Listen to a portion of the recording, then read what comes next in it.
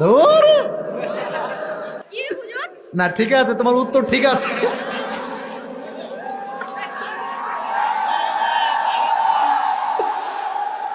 প্রথম যে পরকালে বিশ্বাস করে তাকে কি বিষয়ে বিশ্বাস রাখতে হয়?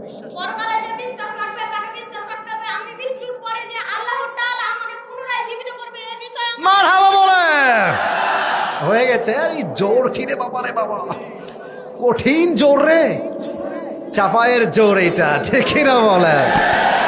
আচ্ছা, 1 নাম্বার হিসাব কথা শেষ। 2 নাম্বার বলো, যে পরকালে বিশ্বাস রাখে তাকে কি বিষয়ে বিশ্বাস, কি দিবসে বিশ্বাস রাখতে হয়? কিয়ামত দিবস বিষয়ে বিশ্বাস রাখতে হবে।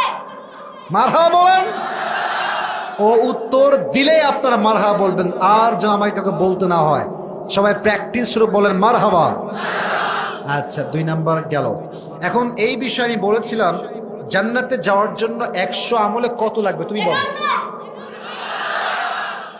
মারহাবা আওয়াজটা খুব কম হয়ে গেল, জোরে বলেন। আচ্ছা, এবার বলো, কিয়ামতের দিবসে মানুষের পরিচয় কি নেতা বা বাপ দিয়ে হবে না কি দিয়ে হবে? আমল দিয়ে। তোমরা মারহাবা বললো না সবাই জোরে সোরে? আচ্ছা, বলো তো কিয়ামতের দিবসে প্রথম হিসাবটা কি বিষয় হবে? সালাতে। আমার টাকা কনফার্ম লস। আচ্ছা, বলো কিয়ামতের দিবসে নারীরা জাহান্নামে যাবে মোট কয় কারণে? 2 কারণে। 1 নাম্বার বলো। এক কারণে তারা পরকিয়া করত, আরেক কারণ হলো তারা চরিত্র খুবই খারাপ। মারহাবা বলে।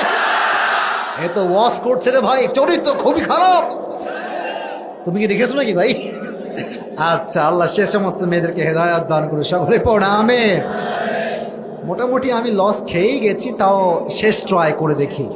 বলো, হিসাব দিবসে মানুষের মাঝে 3 নম্বরে কয়টা গ্রুপ হবে? 2টা গ্রুপ। কি কি?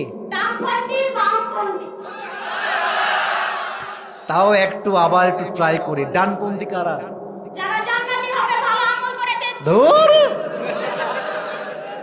কি হুজুর? না ঠিক আছে, তোমার উত্তর ঠিক আছে।